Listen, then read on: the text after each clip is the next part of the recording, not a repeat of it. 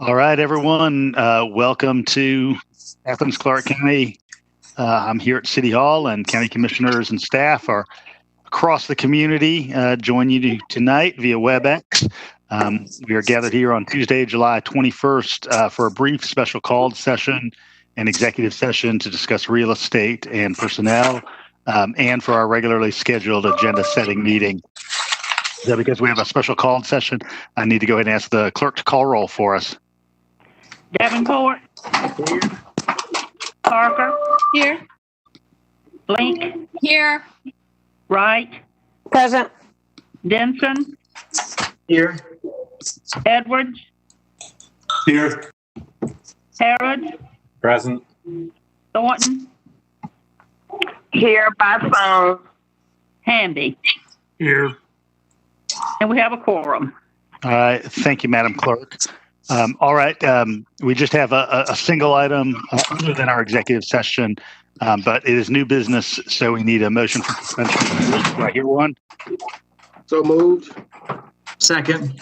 All right. I've got a motion for suspension of rules from Commissioner Davenport. I have a second from Commissioner Denson. All in favor of suspension of rules? Aye. Aye. Any opposed?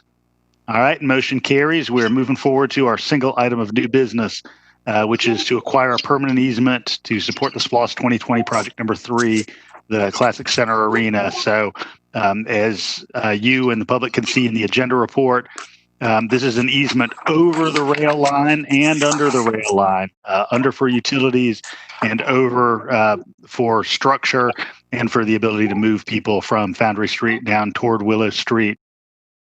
And also an agreement for a slight relocation of the line in that area to facilitate both Classic Center use and continued use of the line. Any questions at all that commissioners have tonight?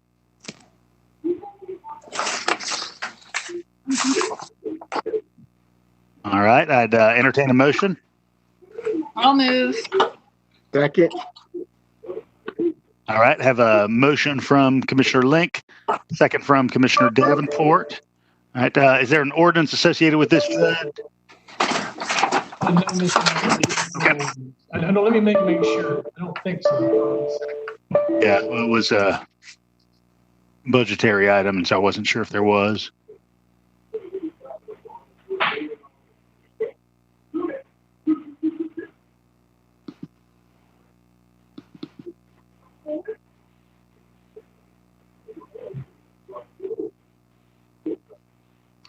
No, Mr. Mayor, I don't see Okay. a budgetary. All right, I've got a motion and a second. All in favor? Aye. Aye. Any opposed? All right, motion carries. All right, I will now entertain a motion to move into executive session upon conclusion of our agenda setting meeting. So moved. Second. All right, I've got a motion from Commissioner Denson to enter executive session after our agenda setting meeting, second from Commissioner Parker. All in favor? Aye. Aye. Any opposed?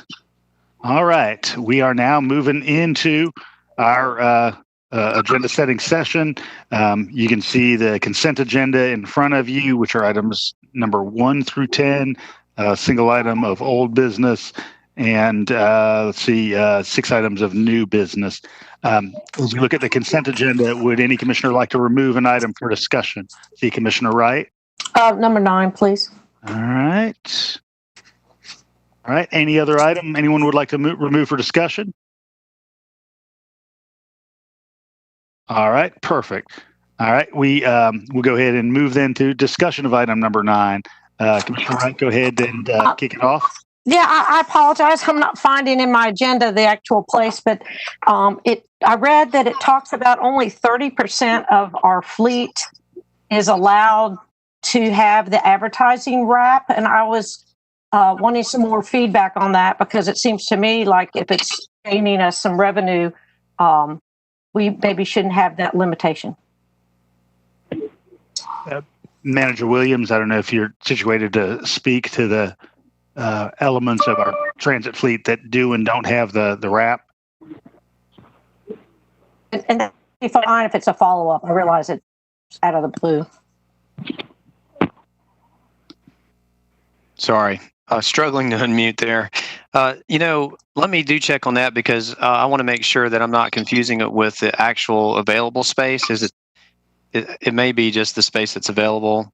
That orange one's pretty 100% wrapped. Well, that's true. That's a good point. And the reason I'm saying that was because when this first started, I know that Mayor Denton was not interested in any of this. And I wonder if that's not just a leftover from her wondering about it, and that we might have a higher percentage of tolerance for that advertising. I think you're onto something, Commissioner Wright. I think it may have had its roots in a directive from the Mayor and Commission, maybe just sort of to try it out, when we first got into it. So that's certainly something that if there's a consensus of folks that want to look at increasing that, we could certainly take a look at that. Well, will you send us some information so that we're not doing something that contrary for a good, just a follow-up, so we'll know if there's some pros and cons on that note. And also, I do recognize that we lose our logo, and I would like us to still have so that when you're behind the buses, you don't think it's a bus of the apartment complexes, but that it's clear that our logo is there even when they're wrapped. I think that's important. And when I find that page that it's on, Blaine, I'll email that to you to nail down where I found that. Okay, Thanks. Thank you. Commissioner Link? I wanted to ask the same question about that too, because I know there was some pushback against having advertising at all on the buses, but it is a revenue source. Not necessarily a super high revenue source, but I'd like for us to explore it more. And I'm wondering if maybe this might be something the Transit Advisory Board could look into more. Not just additional bus wraps, but possible opportunities for advertising and benches and bus stops, and also looking into possibly bringing it in-house. I just wonder if someone from our own community who knew our community and lived here might be better inclined to search out new advertisers. The buses are pretty bare on the outside on the inside as far as ads go. I feel like there's a lot of missed opportunity for those bus cards, and they're actually, very reasonably priced for small businesses. I just don't know that they're aware or even reached out to. I do think that staff had looked at previously at bringing this in-house before the last RFP was issued, but after staffing, design, management, and production installation costs, they felt like this was a more cost-effective route. Yeah. I just wonder, I'd like a little more info on what the procedure is for reaching out to the public, because I do notice you ride on a UGA bus and they've got those rack cards all over the place. And I learned lots of stuff about what's going on at UGA just from looking at those rack cards. But on our own buses, they're pretty bare. And if we're not going to fill those racks up with, actual paid advertising, maybe there's opportunity for a public service announcement on there, especially considering the population that tends to ride the bus. We often have a hard time reaching some of those folks and their public services that they certainly could use. We certainly can give you a summary of our current outreach events. Thank you. All right. Any other questions or comments about this? We'll leave this off consent for some further conversation at the voting meeting. All right. We're going to move on then. Item number 11 is old business. This is TSPLOST 2018 Project 10, public art for the roundabout at Whitehall and South Milledge. Any interesting conversation about this? I had go questions. ahead. Yeah, Mariah. Thank you. And it may be just semantics. I wanted to make sure I was understanding. On page 3, when it talks about some revisions in the final design, the first bullet point, it says the final piece will not have a scuffed or matted finish to reduce glare and reflections from the sun or oncoming headlights. The way that I conceived of that is that if something has a gloss finish, that it's more likely to have glare or reflections. And so I was confused by the directive for it to not have a scuffed or matte finish. And I just wanted clarification on that because I found it a little confusing. That's a good catch, Commissioner Parker. I had the same question. I believe that that's a typo, and Okay. we will get an answer to that. Cool. Thank you very much. That's it. Probably will have. Yeah, go ahead, Melissa. Yeah, I have some concerns. There are a lot of these projects that are going to be, RFPs are going out. We also granted the ACA over $100,000 to put out funds for our local artists, as part of our COVID relief package.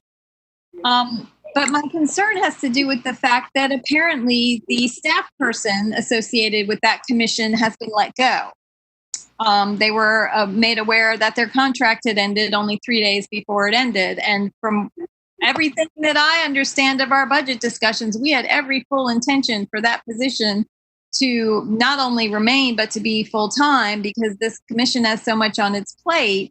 Right now, we have a working commission that may not necessarily have folks on it that are experienced in, arts administration. And I had some back and forth with the manager and the mayor during budget conversations about assuring that position was maintained. And now, from what I understand, it's not. And there's going to be no paid position helping this commission, get all these TSPLOST projects and SPLOST projects with their arts projects, as well as our COVID relief projects. So I'm deeply concerned about that. And I'm hoping the manager can offer some explanation and we can get some assurance that position is filled and that this position can get its work done. And I'm glad to take any of these type of questions, at any time, that you have these concerns, not just at the meetings here, so that we can get those answers to you. So my understanding of that particular position is that it would be housed within leisure services, and that would be dedicated towards serving and helping to facilitate all the extra work that the Cultural Affairs Commission has taken on. What I don't remember off the top of my head right now is where the funding of that position, if it was approved for July 1st or if it was pushed later in the year. I know there were a number of positions that were pushed later in the year, so I would need to verify that. Okay, yeah, if you could please just offer a detailed explanation of, how this commission is supposed to get these things done without a dedicated staff person. Well, I will say that Keith has shared with me that the SPLOST office will assist in getting contracts documents executed in the interim if needed. So they'll step in there. Well, but I know there's been problems because, with artists getting paid and, with confusion. We certainly had confusion about the location of the Hot Corner mural. I just think it's so, so important that we have someone who has actual expertise in arts administration, being the professional liaison to this commission. Well, in the case of the agenda item at hand, I think that both Andrew Salinas, the chair, and at the time, the public art coordinator were part of the selection panel that helped to choose this particular piece of art. Yeah. Well, I think it's a great choice. And I have no problem with the way the commission functions. I just feel like, in order for it to function, they need that stable professional element who can be that primary day-to-day workforce for that commission. It's really not fair to ask this panel of volunteers to do all that work. And that was part of, I think, that position was came through the budget process. I recommended it. The mayor recommended it. Y'all approved it. So I think we're all in agreement with that, Commissioner Lee. Thank you. Allison? I think I figured it out. I wanted to go back to Commissioner Parker's comment. We were being clear that it shouldn't be shiny, right? It shouldn't be shiny. Is what they were trying to say. I think is what Blaine. Right, and so then the artist clearly went with it's not. It's definitely shiny, and we need to get the artist to put a different finish on it. For Patrick, Patrick, Yeah, right? I mean, it needs to be matte. Correct. So yeah, Okay. Go ahead, Patrick. It's a typo. I talked to Salinas, and because in Georgia it's very hot, and it's going to be in the middle of a roundabout that it would be, as it's designed, it would be a bad glare for drivers.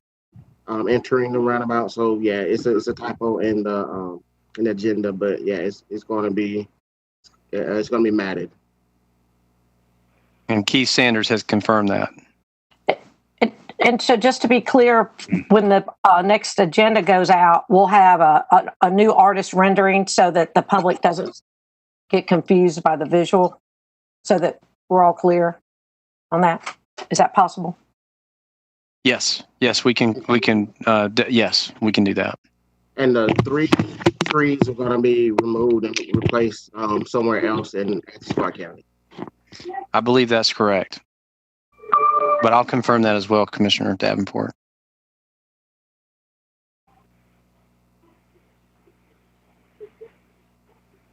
All right. Any other questions? We'll definitely leave this on old business so we can make sure those amendments are on the agenda. All right. Moving on to item number 12 under new business. This is the 2020 update to the Public Utilities Department Service Delivery Plan, the infrastructure element, and capital improvements element. Recurrent activity that we do every 5 years as we plan for the out years in our Public Utilities Department. So questions about this item? I had a question, Kelly. Thank you. And as we saw during the work session, I mean, there's a lot of fantastic things on here, but I kind of read up on some of the service delivery plan a little bit, and going back to a lot of conversations that we've had as an entity about the need for basically, sewage service to be addressed, or either that or a septic tank service or some kind of program in place is drastically needed.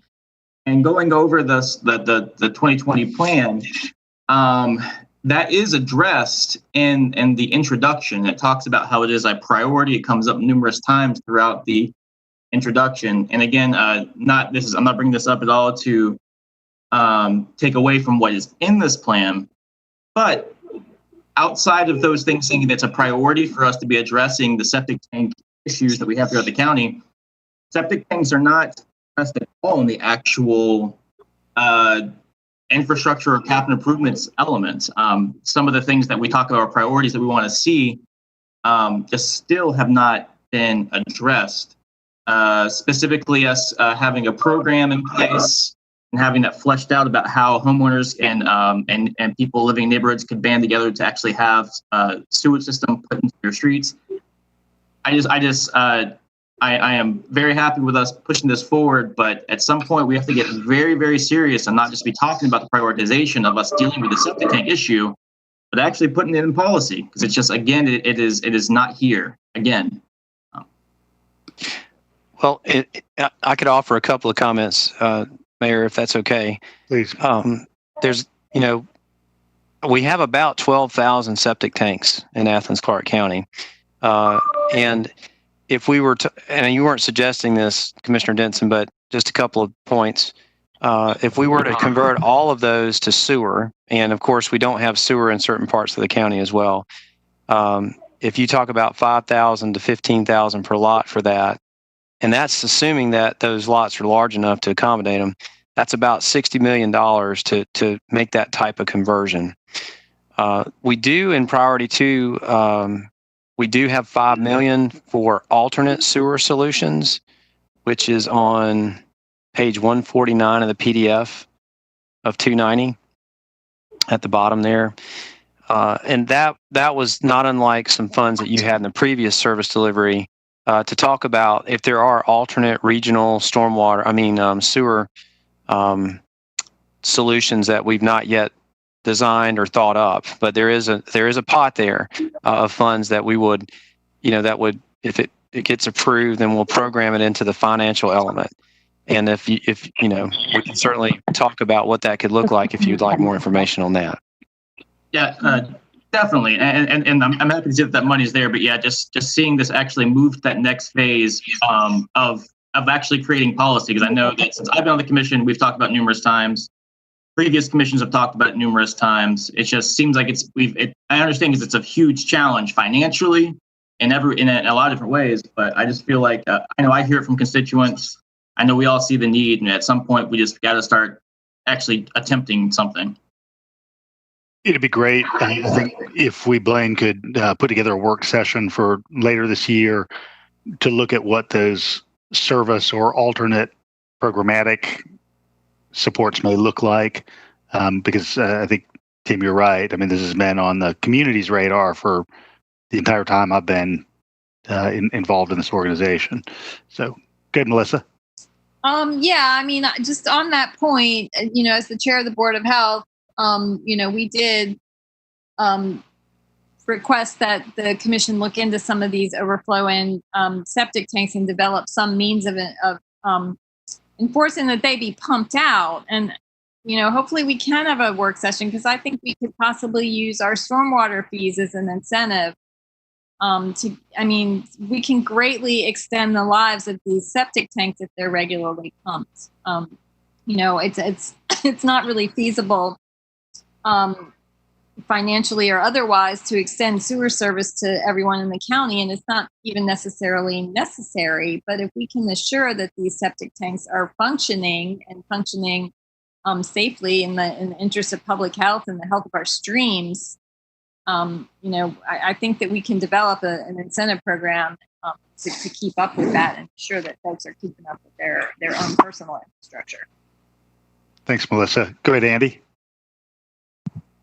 Thanks. Well, I was just going to say, this is a thing dealing with septic tanks, particularly failing septic tanks, that we've been talking about for a long time. It's a major public health issue with fecal coliform getting into the groundwater. So it's something that we need to address. I think as some of the people that have been on the commission slightly longer are aware, one of the big stumbling blocks is, of course, the state. And so this, I think, is something that we need to keep bringing up with our legislative delegation, that may be some enabling legislation, probably not statewide, because I don't think that it would pass statewide, but maybe as a local action that would allow us to have a little bit more flexibility when it came to the issue of addressing requirements on having septic tanks pumped. Thanks, Andy. Yeah, I think that's exactly where I am, just trying to figure out what that could look like operationally so that we've got supports in place long-term for residents. Because I think, like Melissa has noted, there are some residences in some parts of the county for which extending sewer just isn't practicable or even recommended, and that's true in communities across the country. Well, and even if I could just follow up, Kelly, yeah. Even if you do extend sewer into certain areas, we can't force anybody to tie onto it.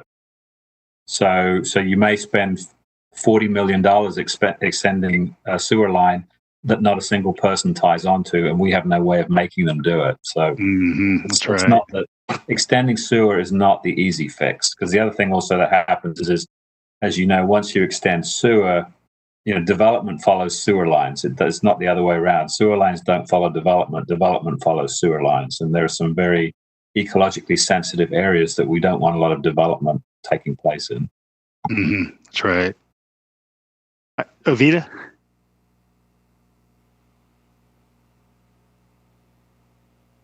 Ovita, I think you might be muted on your end. I don't see mute on my screen, but. Yes, I am. How's that? You're good. You're good. Okay. I was really agreeing with both Commissioner Harrod and Commissioner Link.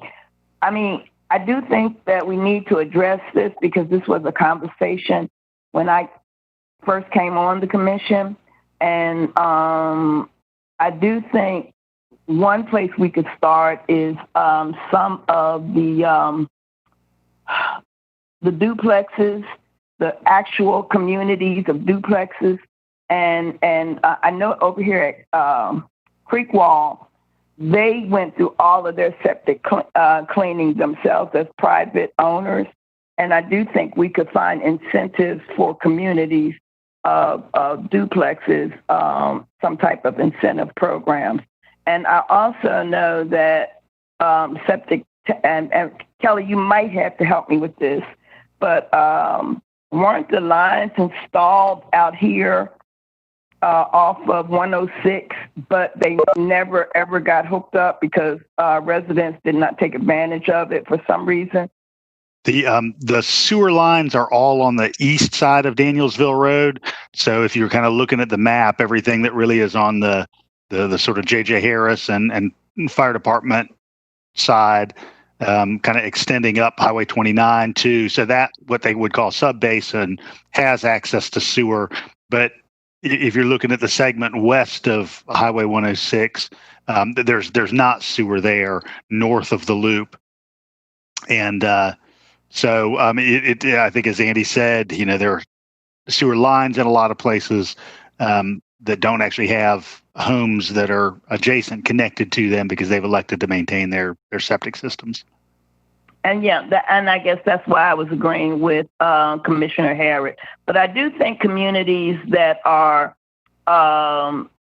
rental properties, those would be a good place to come up with incentives, and those private developers helping to maintain the cleaning of those septic tanks. And we definitely need to put this on our agenda with our delegation meeting in the fall. Good idea as well. Thanks, Avita. Any other questions?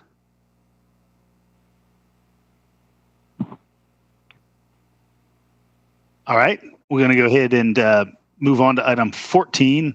This is the SPLOST 2011 Program Financial Update and Recommended Amendments for Remaining Funds. Did I miss item 13? Appreciate it. Thank you. No problem. Two public utilities things. I skipped over the second one. 13 is the Public Utilities Department restoration of the drive-up customer window at their office. Of course, we're in many ways looking for how we can enhance customer service options. And one of them, particularly right now, is the need to have no contact or light contact service. So anyone interested in having a conversation about this? Go ahead, Allison. Thanks. I think this is a great idea. I think it's also awesome that they kind of resurrected or dusted off what was an original plan. Do any of you have an idea of why it wasn't done to begin? I'm not a big drive-through person, but I see the efficiency and the need here because of disabilities in particular, but also the germ factor. But does anybody recall why it was not implemented in the beginning? Yeah, I think there were a lot of not big drive-through people on the commission at the time. I think you hit the nail on the head, Allison. Okay. All right. Go ahead, Andy. Times they change, right? Well, I appreciate this being brought forward as, and that it can move along faster. Part of the reason that the drive-through was taken out when in the earlier development, and why I don't really support it going back in, is it had to do with large numbers of vehicles sitting there pumping greenhouse gases up into the atmosphere, particularly in our downtown area. And so that was why the commission several years ago decided that they were not going to put the drive-through in the new PUD building after it was converted from being a bank. So that's the history. Maybe the current commission has a different set of ideas.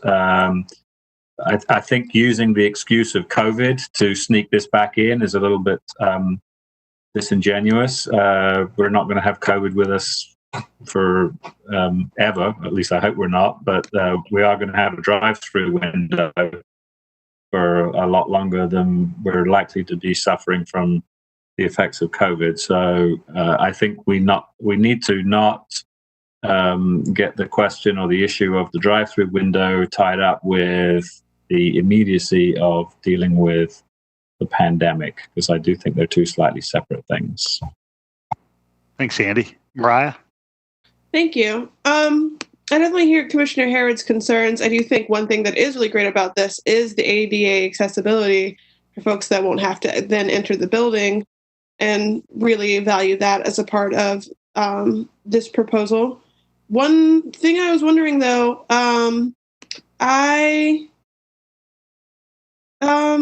give me just 1 second to pull this back up.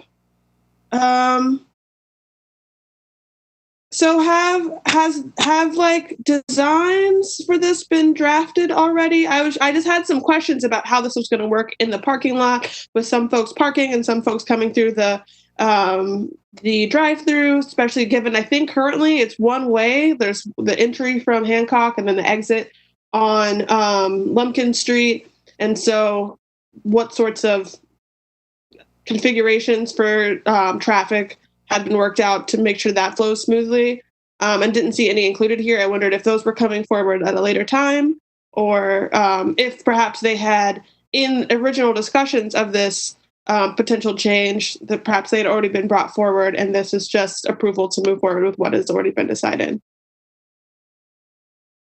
So will we see those, or? Yes, we can show you that. This would not interfere with the current one-way design. I think that was recommended with the recent audit, and it flows well. This won't interfere with that flow, but certainly we can. So one way coming up into the parking lot from Hancock and then out exiting onto Lumpkin. Is Lumpkin. it the other way around? I think it's. Yeah, I think it's coming off of Lumpkin. Yeah, so with the driver's side windows adjacent to the building. Oh, that's right. That makes sense. That's right. Yeah. And if I might, let me also ask that traffic engineering assisted PUD with this design as well. I want to address Commissioner Harrod's concern. Certainly, when I read this, I said this absolutely has to come before the mayor and commission so that they're fully aware of this. So there's no intent to sneak anything. Also, COVID is not the main reason, and we're not using that as a way to get this done by any means. This has to do with just improving customer service. And if it's something that we fully understand and respect that the commission 11 years ago didn't want it, and if that's something that we don't want to do, it's just a fairly minor investment to help with those transactions and people being able to pay and move on. But Commissioner Harrod has a point. The zoning for the rest of downtown does not allow drive-in or these types of drive-up windows. So that is something that does stand out. We've got Tim and then Melissa.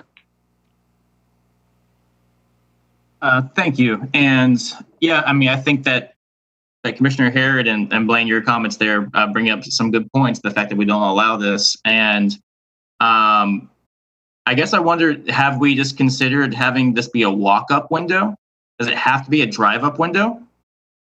We have a coffee shop that I go to quite often because of this whole situation, just created a walk-up window. It's very, very successful. But it doesn't require you to idle in your car, have multiple cars idling.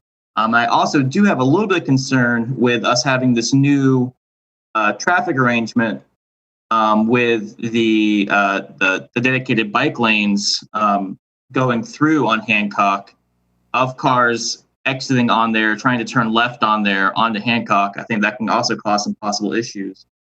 So I would definitely want to see what our estimate is for the amount of increased traffic for cars turning out of that, especially cars turning left. Why does this have to be a drive-up window? Why can't this be a walk-up window? We can put a nice little eave that keeps people dry or something like that if they're waiting there. Thanks, Tim. Melissa, and then Mariah. Yeah, I was going to mention the same thing about the possibility of a walk-up window. And I understand the disability access element of a drive-through window. So I wonder if we couldn't call this a walk-up window, but only allow folks with designated disabilities who have their license plate or their hang tag to use it as a drive-through.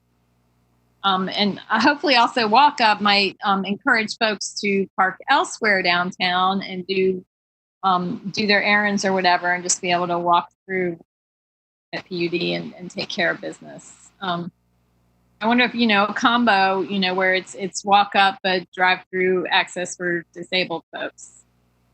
So then folks don't have to go in if they don't feel comfortable. They could park and walk up to the outdoor window, and disabled folks would, but it wouldn't. disabled folks could use their cars. I'd like to talk to traffic engineering before we start to mix pedestrian vehicles in the same facility. Yeah, I mean, if I might. Some drive-throughs don't allow pedestrians through there. I think it can be done safely with the right signage. Well, don't disagree with a different use for it. I was just saying just one way or the other, perhaps, but we can certainly look at that and give you some feedback. Thank you. Thanks, Melissa. Good, Mariah. I think Blaine spoke to some of the questions I had already, or maybe, yeah. But I did want to note that one question and one thing of note. I think that if we have the same volume of traffic coming into the water business office, whether they are parking their cars and walking into the building or accessing the drive-through, it's still the same number of people that are choosing to pay in person. And so I would assume that the amount of traffic exiting onto Hancock that is currently interacting with cyclists that are using our dedicated bike lanes would remain the same. So I don't know if that helps maybe allay some of those concerns about that. But regardless of whether we decided to designate this as walk-up or drive-through, the design would the design stay the same with regards to like what is currently in place for those renovations? Yes, if it was walk-up only, we might take some. I'm not an engineer or designer, but I would imagine that we might take some additional steps to make sure that it was clear it was pedestrian if a mixed use wasn't possible. Okay, so those deliberations don't hinder us moving ahead with this agenda item in its current form. It might just have some tweaking here or there with like regards to signage to let people know how it works. Well, yes, but I would say though the way that it's currently cast is as a drive-through window. So if you have a different, whether it's if you want to go walk up or if you don't want it at all, we would need a CDO for that. Okay, that's good to know. Thank you. Thanks, Mariah. And get Allison in a second, but I'm just thinking if the commission would elect to do a walk-up, I do wonder, and, Blaine, if staff could respond to the prospect of having some kind of ADA support, whether that would be that somebody who was parked in one of those ADA spaces that's already there, might have a text line or might be able to call and get curbside service. I'm putting my wife's hat on a little bit, who works in the fast food world, and thinking about kind of all of the ways that sort of curbside service has been functioning successfully in other industries. Go ahead, Allison. Oh, thanks, Mayor Gertz. You covered a little bit of what I was talking about as far as solving this. I really appreciate Commissioner Harrod's input on the previous input, and it does concern me that a line could be snaking out from, I take it this is where the Banks drive up used to be. Again, back to what Commissioner Parker said, I think once we get a visual on what you're talking about and where it is, I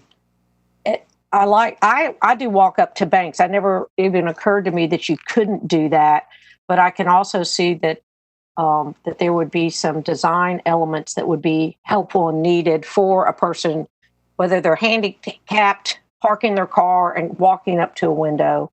And then if staff could look into, as between now and the next time we talk to it, I think the AARP age-friendly communities guidelines might have some design standards for that can help us combine the different things that we're talking about for an improvement without it particularly being a line of cars that might be sticking out onto Hall. But I think it's a great idea for us to work out in one way or another.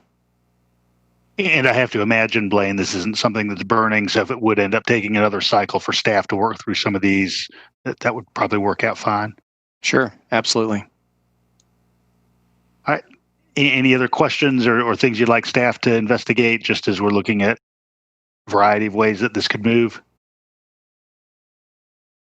All right. Thanks for the input, everyone. This is good conversation. All right. So now moving on to 14.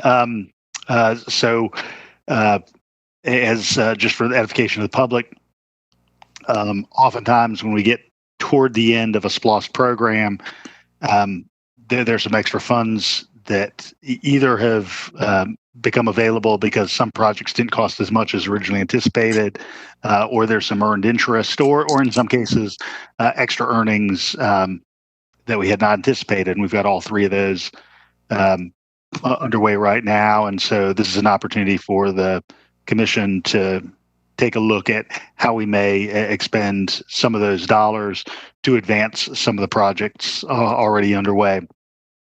And so there's a staff recommendation in front of you. Be interested in any commission feedback or thoughts. Allison? Yeah, I didn't read through this in detail because I would like clarification. Is this a snapshot of what we had in the work session? Yes, that's right. Okay, so I can just know that it's just moving it out of work session into the packet. Okay, I appreciate that clarification. Okay. Mariah, was your hand up or were you just adjusting? I was just readjusting my Okay. Yeah. Go ahead, Andy.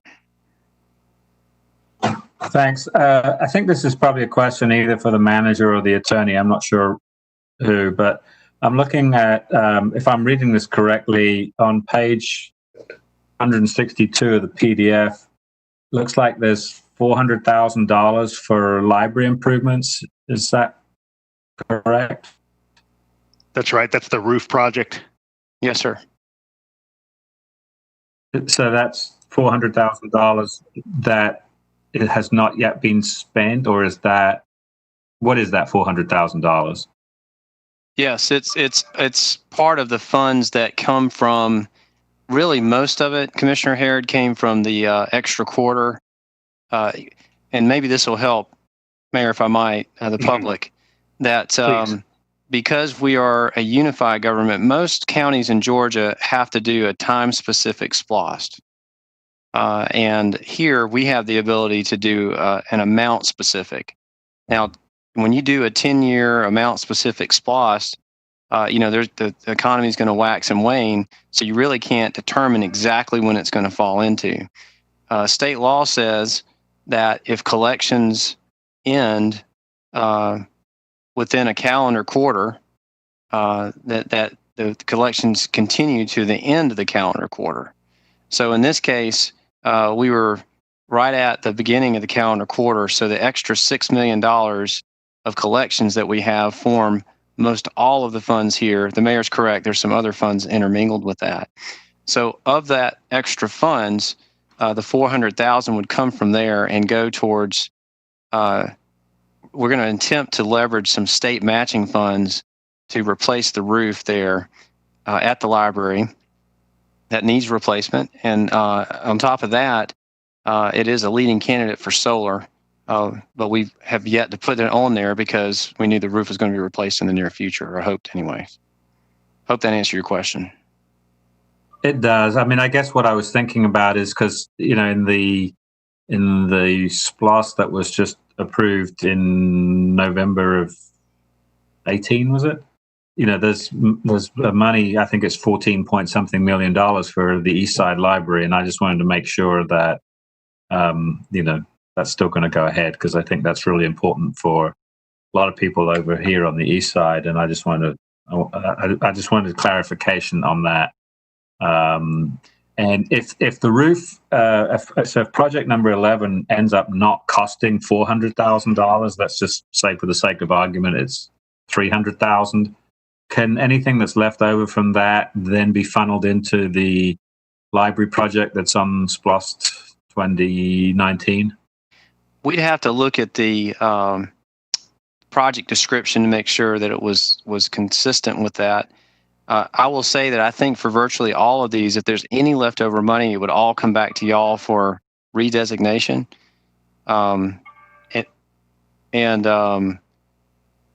Let me say too that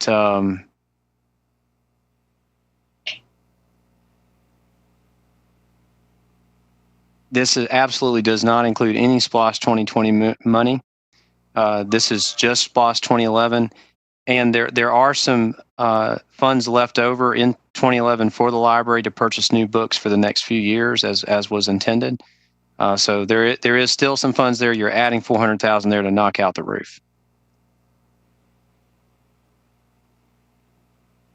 And this is only for work at the main branch. I just want to be clear about that. That's right. Yeah, and it doesn't eliminate any of the forthcoming work from the 2020 package for the East Side branch. No, sir. Any other questions about this? All right. Thanks, everyone. I'm going to go ahead and give Brad Griffin a moment to jump on. He's going to take us through 3 zoning items that we have tonight. Mayor Gertz, did you verify 14? Is that on discussion or consent? Would folks like to leave that on discussion or move to consent? I'd like to go ahead and leave it for discussion. Yeah. Okay. All right. We'll do that. And number 12 on the service delivery plan, is that discussed or consent? Everybody, how do you feel about service delivery plan? Discuss. All right, we'll leave that on discussion too. Thank you. All right. Thanks, Gene. All right. Go ahead, Brad. Okay. Can you hear me? Yep. All right. Great. We have 2 new items for you this evening and then 1 returning item. Our first item is a plan development request at 2015 West Broad Street. It does include a land use amendment from traditional neighborhood to general business. And the request is to rezone from commercial general and RS8 single family to a commercial general plan development. One piece of property, about 2/3 of an acre. They will be subdividing the very southern end of the property and leaving it zoned RS8 for one single residential parcel to remain, and then the rest of the property would be rezoned to a commercial general PD for a quick vehicle service facility. There is a waiver as part of this PD for minimum FAR, and as with any PD, if approved, the plans you see this evening, as well as the application report and elevations, would become binding upon approval. So here's the property at the corner of West Broad Street and Kalima Avenue. An aerial you see, just for sake of reference, that's the Steak and Shake immediately to the west of this site to the left. Another view looking the other direction. Future development map is currently traditional neighborhood, and you see there would be a change. The portion that is transitioning to red here would be going to general business. The remaining yellow would be the piece that would be carved out and would remain as a single family lot if approved. And then the zoning change accordingly. Then the proposed site plan for the plan development. You see, this is basically, we define it as quick vehicle service. It's an oil and lube facility. There was a lot of discussion at planning commission level, especially, I think you may be able to see my cursor here, along the Kalima Avenue frontage, trying to design this in a way that would provide a maximum amount of protection through additional screening and landscaping for these residents on what is the east side of Kalima Avenue. There were a lot of modifications made there to the plan ultimately before approved. Also concerned about the ability for cars using the facility to increase traffic flow on Kalima, and you will see a condition of the Planning Commission's recommendation to you that would be a design that would restrict, it would be a right-in only and then a left-out only, which we don't have a lot of left exit only designs out there. The one I can think of off the top of my head that included signage from many years ago was the Athens First, now Synovus Bank branch over on Barnett Shoals going into Green Acres subdivision. But that shows up as a condition here as well if approved. See the elevations here. And the Planning Commission recommendation for you this evening was to approve the future land use change as well as the zoning change to a plan development. And you see those 3 conditions. The restrictions on driveway movements, as I mentioned earlier, plaza area meeting code section requirements really gets into plaza furniture, landscaping, some specific details that we will deal with at the plan review phase, and then just an assurance that the public sidewalks installed be within public right of way. And that completes the staff presentation. Thanks, Brad. And this is in Melissa's district. Thank you, Brad. Yeah, I was made aware of this probably close to 2 years ago. Ken Dious, who owns the properties, both the properties, has been trying to figure out something to do with them for quite a while and had this proposal.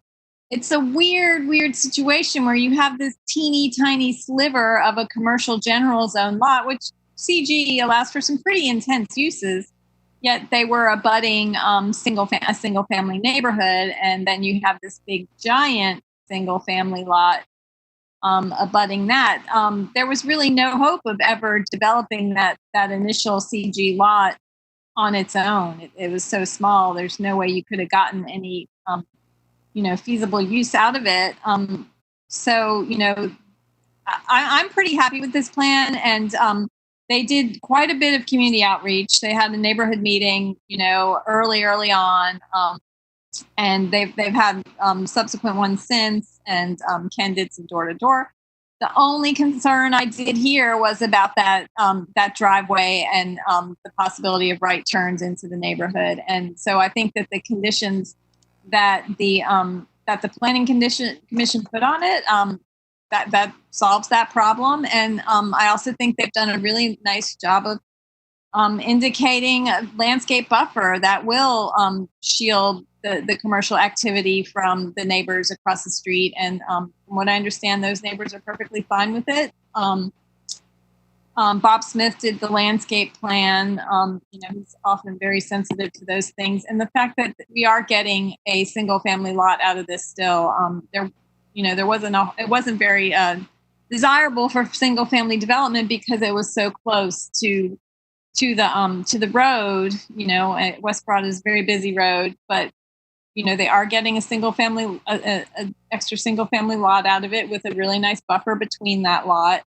So I really think this is close to a best case scenario for that area. I mean, it is zone CG, which, does encourage those auto-oriented uses. But this is kind of a lower impact one. It's a drive-through oil change. It's not like people are coming and going and it's just oil change. It's not other repairs. So I don't have any problems with it.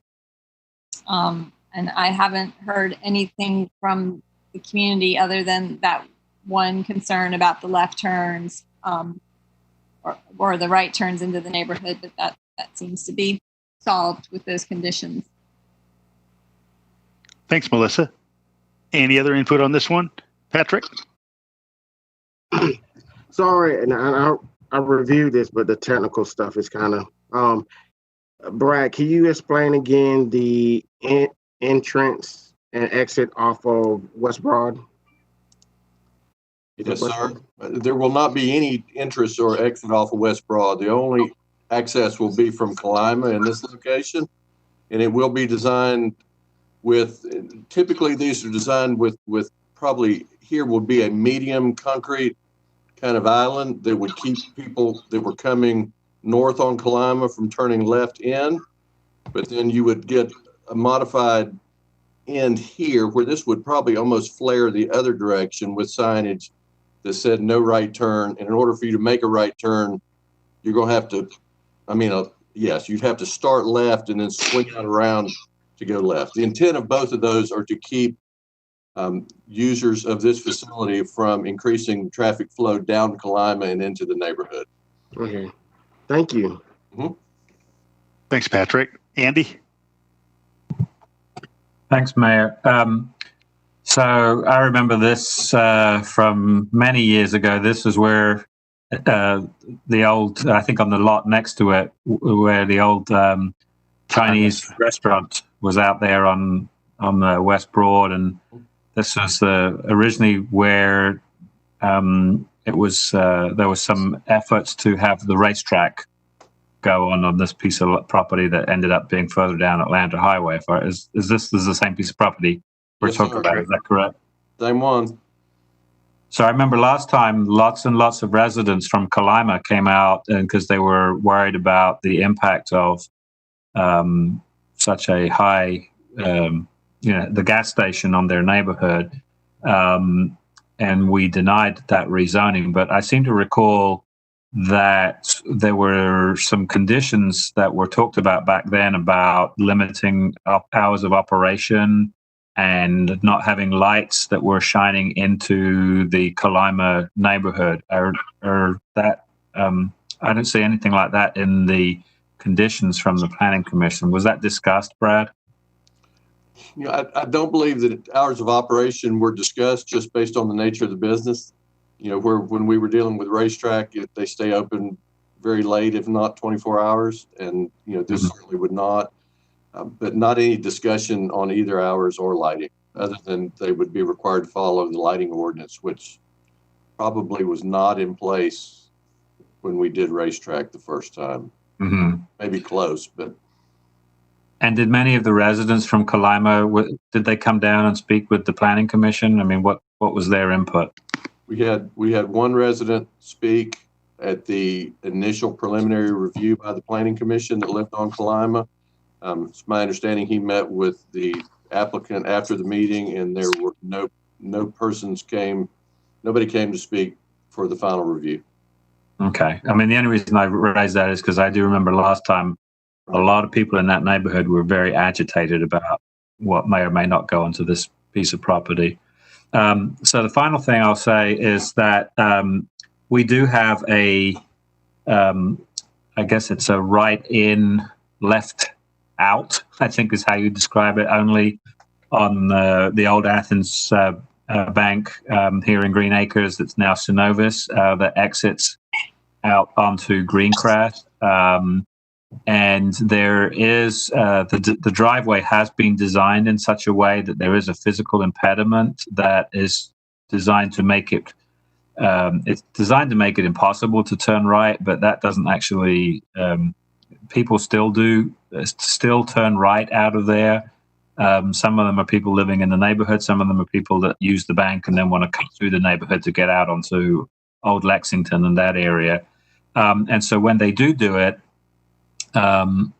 they come out of the bank and they turn right, and as you said, to avoid the concrete sort of barrier type thing on the curb, they really swing out into the lane for the oncoming traffic coming up Greencrest that's trying to exit Green Acres. There is a traffic light at the intersection of Gaines and Barnett Shoals and Green Acres that controls some of the traffic that's coming into the neighborhood. Is there a traffic light on Kalima and West Broad at that intersection, Brad? I can't remember. No, sir. So what would happen if people were doing what people often do is, you know, just because it says no right turn doesn't mean that they won't try and do it. And then they're they're on the wrong side of the road with traffic either coming off West Broad onto Kalima or coming along Kalima to get onto West Broad. Is that just, you're going to have to take your chances, or is there going to be a dividing, some, I don't know what you call them, stanchions or whatever they're called, in the center of the road like there is at the end of Cedar Shoals Drive to prevent people crossing from one side of traffic to another? I'm sorry? Not to my knowledge with regard to anything being in the street. You know, it is true that there is not a foolproof physical barrier that's going to stop right turn movements. It's just as you explained with Greencrest, but you know, the vehicles coming off of Broad Street should be in the same lane as one. You know, it's oftentimes more concern if you've got northbound traffic on Kalima and somebody tries to make that right exiting, that they're going to cross the center line. But it's my understanding it would be physically designed and signed, and unfortunately that's about the best we can do with respect to that movement. So there wasn't any discussion of having bollards or those little kind of, I don't know what you call them, but those sort of, they look like turtles, I suppose, on the center line of the road that make it more difficult for people to cross on the wrong side. I think I've heard them called. Yeah. What are they called? Road studs. Road studs. Okay. Was there any discussion of that? Yeah, no, sir. There was none of that discussed. Okay. All right. Thank you. Yeah, Commissioner, I very much recall that meeting regarding that racetrack that moved in up the street. For longtime viewers, if they want to pull up the video archives, that was an interesting one. It was a doozy, that's for sure. It was. Other questions or comments? I have a quick comment. Or maybe this might help Commissioner Harrod. Kalima doesn't see a lot of traffic. I can't remember what the traffic count is. But you know, the fact that there are very few people, it's not really a cut through. You know, if you want to make it a cut through, you got to go through a lot of other turns.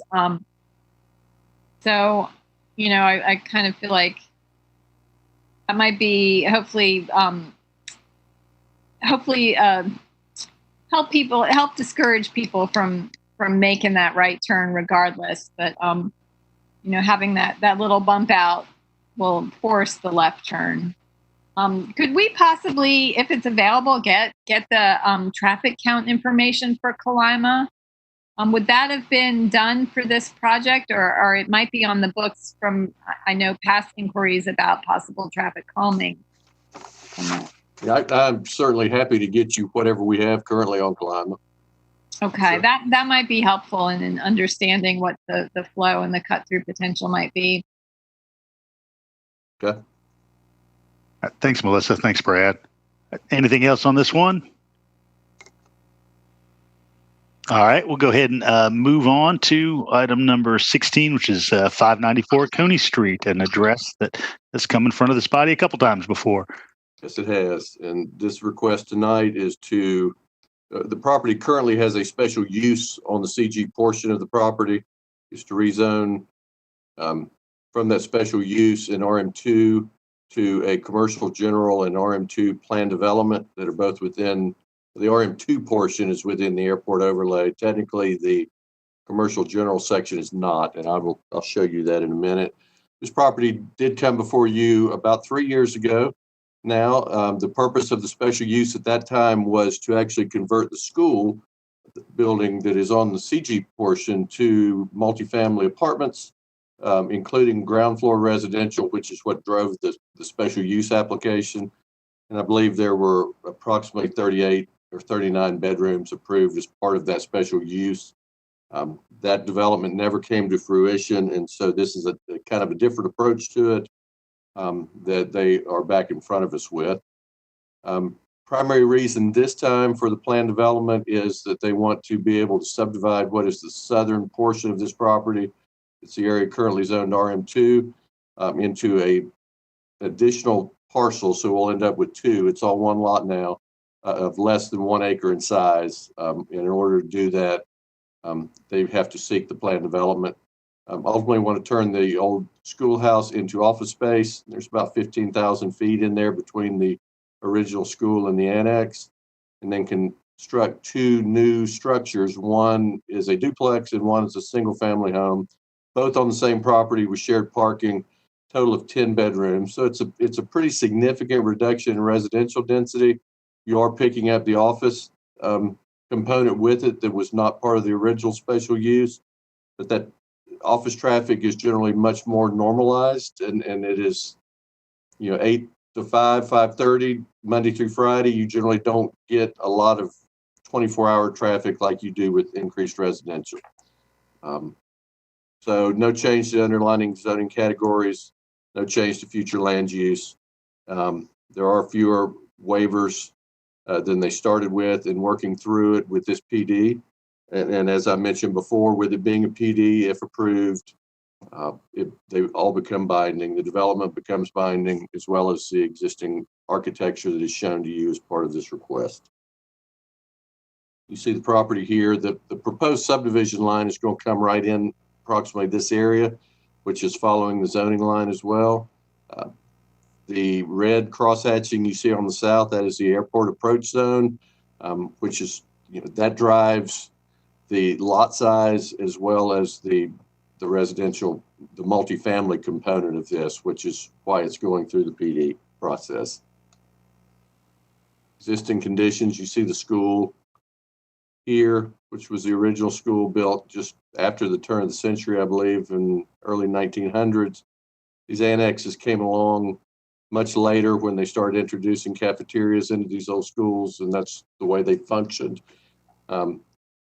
This one is in pretty bad shape. The other one that I remember, but it's no longer here either, actually functioned for many, many years after it being a public school, along with the Child Street School, as kind of the lunchroom and public assembly area at St. Joseph's for years. And that was originally built as the annex to the Child Street School and ultimately used up until the new project on Prince Avenue went to construction. You see the zoning here, commercial general and RM2. Existing conditions, the old schoolhouse there in the upper left, the annex building to the right on the top and bottom. This building has been vacant for a period of time. There are some facade easements on it that are protecting any real significant changes to the exterior. This is being built into the PD because they need some waivers as regarding parking, screening, and some other things, much of which is just based on existing conditions more so than anything else. But they are pulling it into the plan development. Otherwise, conversion of this type of a structure into general office space as a standalone use would be by right, and there would be no reason for them to come to you. Purpose of the PD is the ability for them to carve off that smaller piece in the back and build the two residential structures on it. So you see site plan here, school, annex, and then this would be where the duplex and the single family structure would be built. It's a total of a 4-bedroom single and a 3-bedroom on each side duplex. So we've got a total of 10 beds here that would become binding as well upon approval. And then here are renderings of the two proposed structures. This one on the right is the single. This is the duplex to the left. And the Planning Commission recommendation to you is approval with conditions. Some of the parking that is needed for the office actually will exist in the parking lot that is part of the residential. There is more parking in that lot than is needed for those two structures.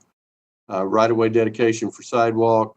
And then we wanted to make sure that the phasing was in place, and the Planning Commission certainly wanted to make sure that it's very important for us to save that old school and to have that renovation in place. We did not want to get this PD approved. The two residential structures ultimately are built, and then something happens and the school renovation never occurs.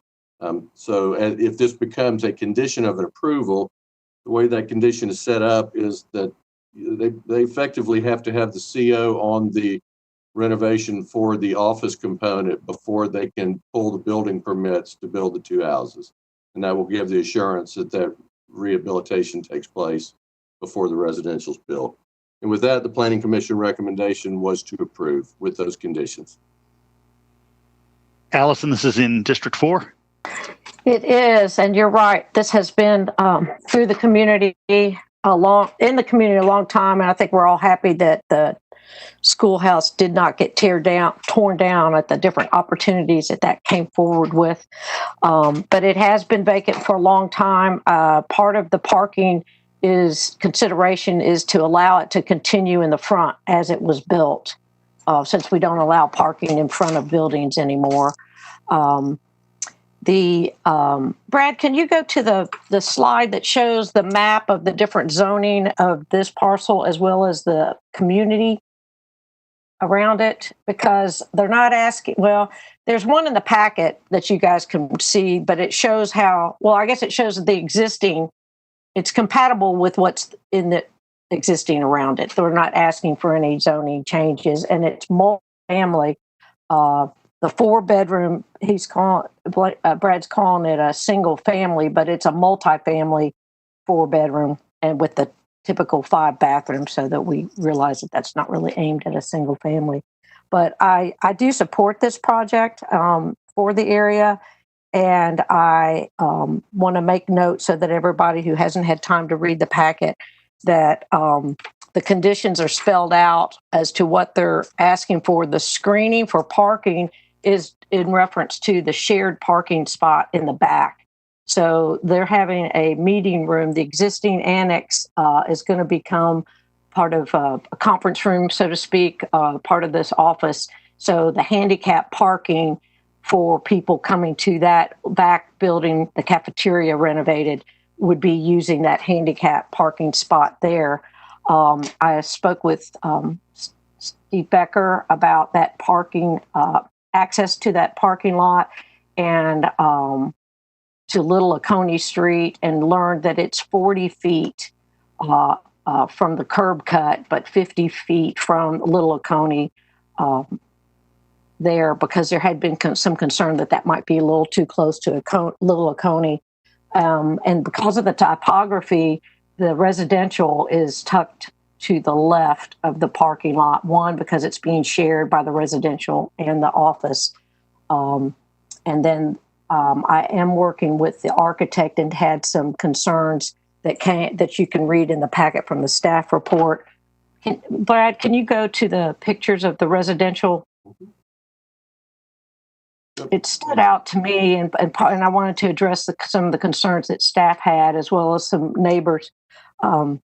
That the one on the right, the second story porch, to me is problematic for the neighborhood, and I'm asking them to take that off or put it in the back, so that gathering area that might be happening in that respect would be on the back of the property, towards not towards the residents across the street. As well as I think that the gable was added as an architectural feature, but yet it actually adds to the height of it. So I'm working with them, and we'll have some drawings to that effect before we vote on it. And there's a lot of details that I've been studying from input, and I don't want to just keep on because Brad did a good report, but I do want to hear what others are thinking, and so that you can I can address them here, or we can address them between now and the voting meeting. Thanks, Allison. Mariah, then Melissa. Thank you. A lot of my concerns Allison brought up, particularly about the curb cut being 40 feet from Little Oconee Street, being a concern that was brought up in my meeting with a resident of Little Oconee yesterday. Another concern was about the density of the residential. Given that she pointed out the property across the street that had been zoned for, I think, 4 bedrooms, and that on Zillow, the landlords are advertising that they have added a 5th bedroom and are, renting out more space than was originally approved for that property, and concerns that given the scale and some of the design plans for these residential units right across the street, something similar might happen. They were requesting perhaps to keep these the residential units within like the same kind of scale and style of the rest of the neighborhood, reducing the density. And I wanted to bring that forward to Allison or to Commissioner Wright to see if she had any of those conversations, or if she has any thoughts on that. Given that, as you pointed out, that 4-bedroom unit that would be zoned for single family, we all know that that's actually going to be a multifamily unit in the style of a lot of newer developments where we're having like student oriented residential units built with these 4-bedroom, 5-bath type scenarios. And so, I just wanted to voice those concerns that were raised by a neighbor to this property, or living right adjacent to this property. I think we all may have gotten via email, but we kind of fleshed out face-to-face in a tour of this area yesterday, and see what Commissioner Wright thinks about potentially reducing the density for that residential portion. Well, thanks. Those are exactly the kind of questions I've been working through because of the complexity of the 2 different zonings that exist there. And I'm going to pull Brad in. It is already multifamily. It's not zoned single family. Brad, can you help explain that? Even though across the street the houses are single family houses, this area is multifamily zoning. Sure.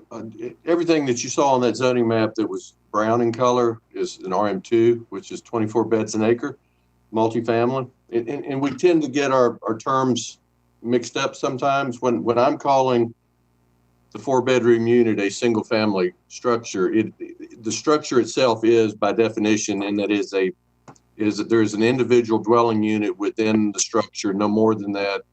Whereas this one is a duplex. And when we take the duplex and the single and we put them both on the same lot, then we're effectively creating multifamily in terms of multiple dwellings one piece of property. People often, and I understand that the way we define these uses are by structure type and not by occupancy. So the fact that it's a 4-bedroom, 5-bath house that we can all look at and see fairly clearly that is intended more than likely as a rental unit, we like to call it a multifamily unit. It's by definition single.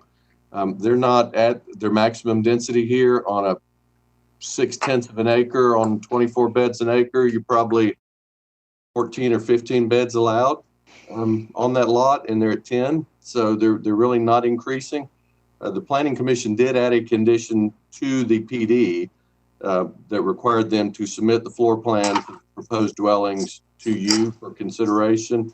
I believe those are stamp binding in your packet. So if this were to be approved, that gives us an additional layer of compliance opportunity if we were to see them advertised as something more than that, that there is actually an ordinance that is signed by the mayor that was voted on by you that specifically restricted them to those units, those number of beds and that only. So that, I don't know if that helps a lot, but they're not pushing density or asking for more than they could. They're actually a little bit under.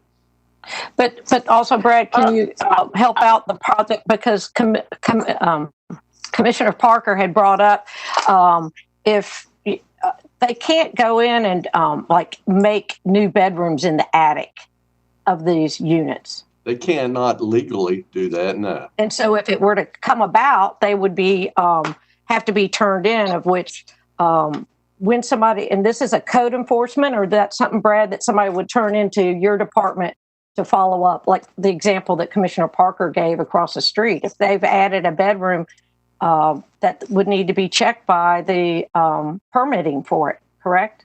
We would typically, in that case, and we see it occasionally, where we would turn it over to code enforcement. If it were turned into us, we would turn it over to code enforcement. Any information that whoever called us had, copies of a real estate ad always is helpful to begin that conversation with the property owner. But if it's one of those that were special use approvals many years ago, there should be some zoning information on those as well. We'd certainly be happy to look into that. Thank you, and I appreciate the feedback. And I know Melissa's dying to talk over there. I see her chewing on her pen. But between Brad and I'll be happy to. And it sounds like Aviva's trying to chime in too. Go ahead, Melissa. Yeah, so I did get that email from a nearby resident, a nearby homeowner. I didn't see it till pretty late yesterday, but I went and drove over there yesterday evening and took a good look at it. And it, it's packed in there pretty good. It's, I spent a lot of times on Cars Hill back in the 90s. I had lots of friends who lived there. And it's one of those neighborhoods that was historically, traditionally a single family neighborhood, individual homes that held single families. And in rezoning some 20 something years ago, kind of got targeted for student housing, which allowed for a lot of those quaint little cottages to be torn down and redeveloped into basically college party houses. And it looks like that's what we're getting at here with this 4-bedroom, 5-bathroom house. And I'm wondering if this project wouldn't be a lot more palatable if it had, say, 3 or 4, 2 or 3-bedroom cottages on it. It looks like there's plenty of room on the acreage there. It would also bring that, it would have the same density. You could keep that density because the density is in compliance. It's just the configuration of the density that's a little off-putting because, yeah, it feels like College Party Central. And I wonder if maybe a CDO isn't in order to, just designate footprints for 2 and or 3-bedroom cottages that have the same total density as for residential. Brad, I believe the topography falls off pretty dramatically toward, I guess that's toward the west. Is that right? Yes, sir. There's about a 20-foot grade change from the street to the back.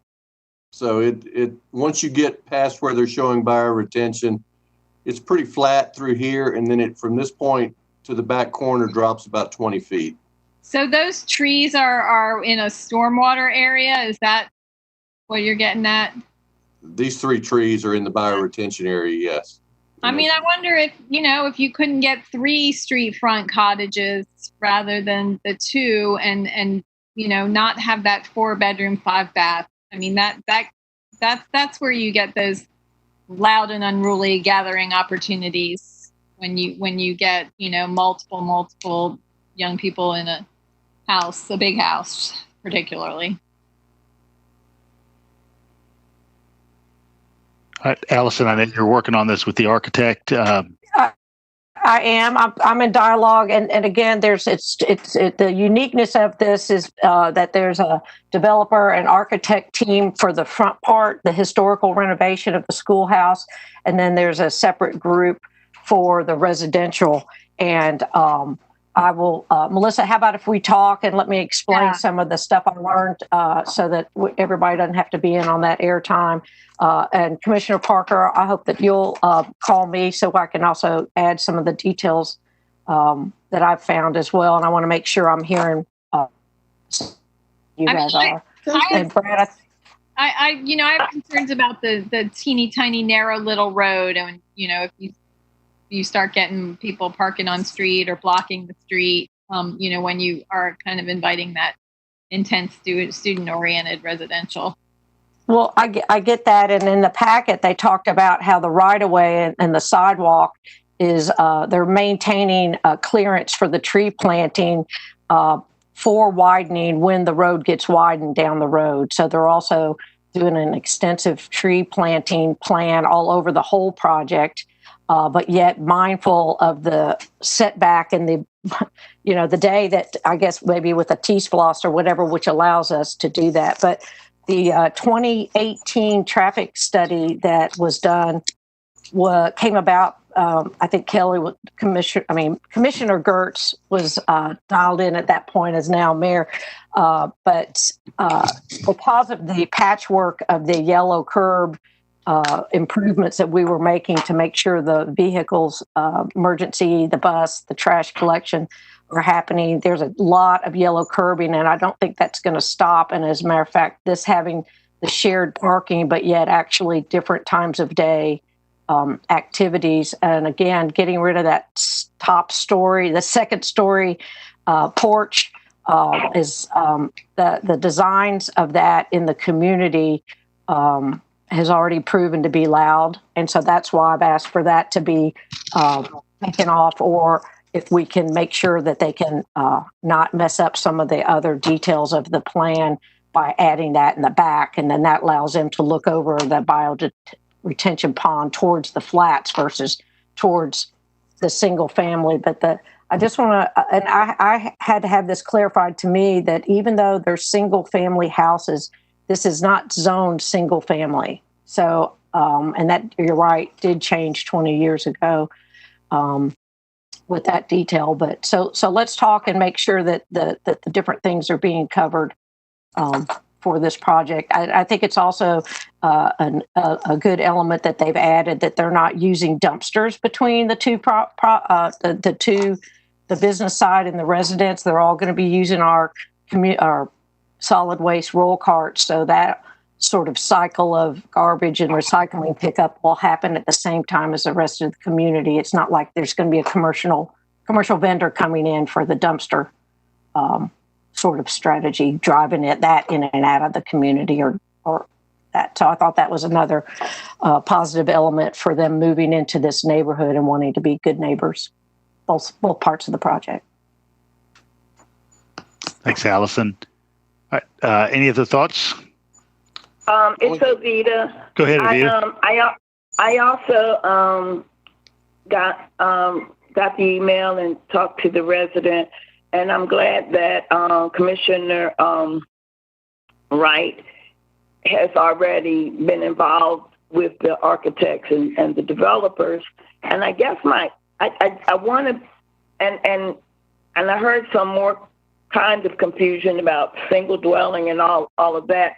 So is this actually targeted for college students? Is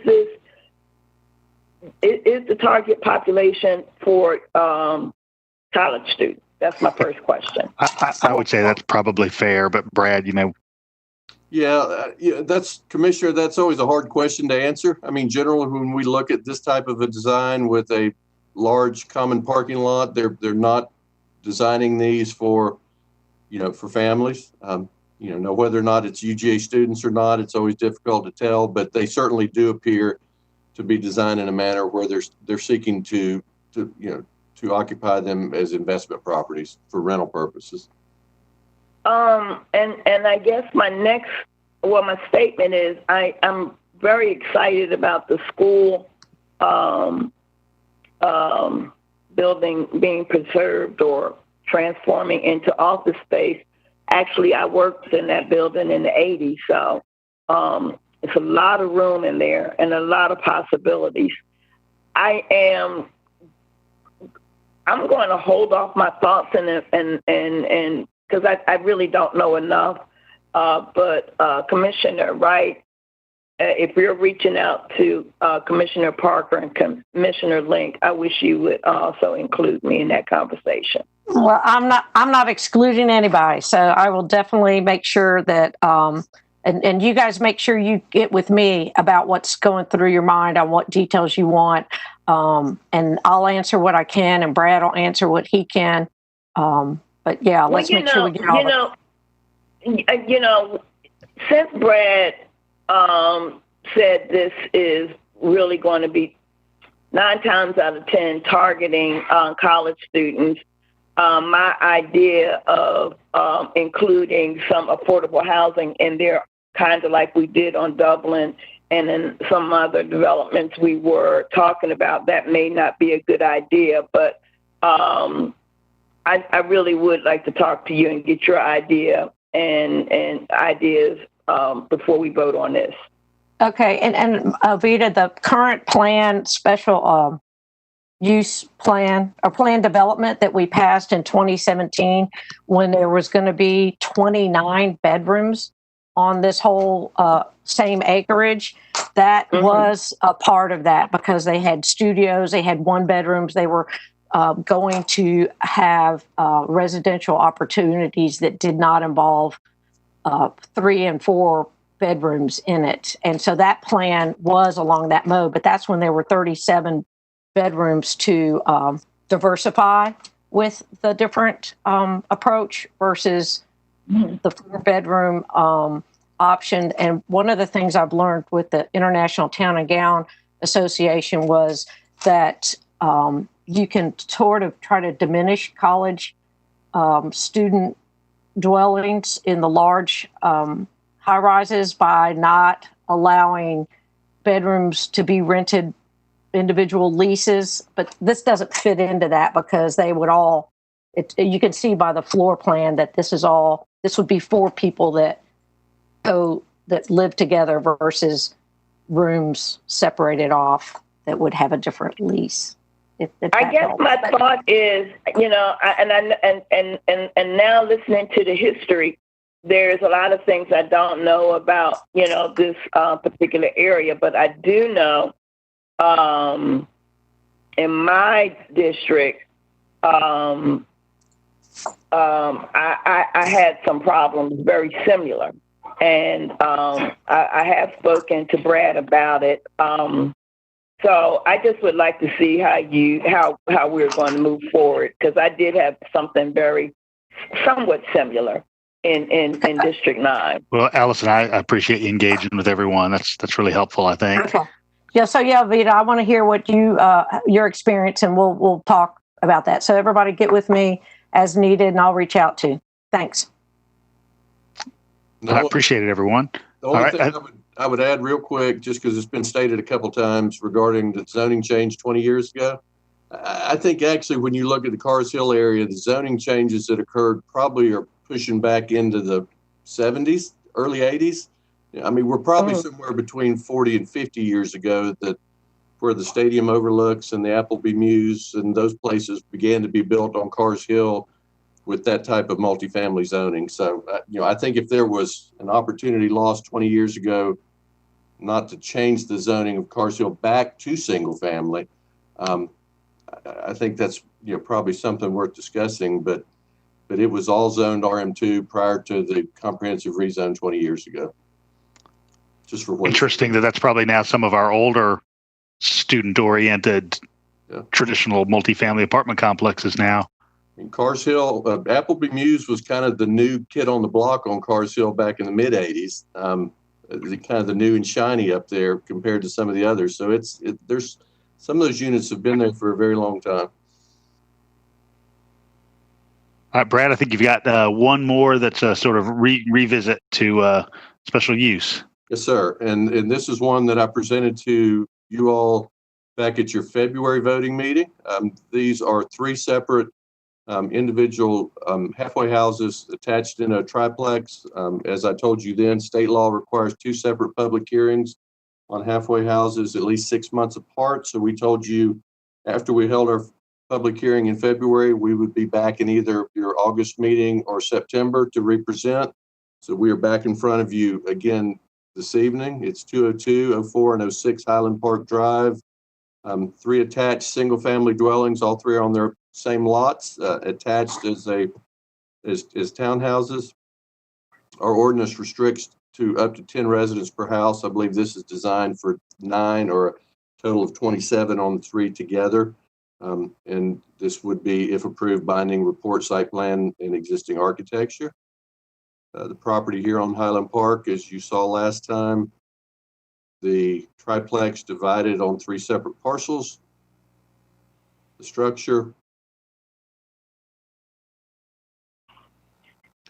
staff comments, and the recommendation that came to you back in February was from the Planning Commission was to approve all three.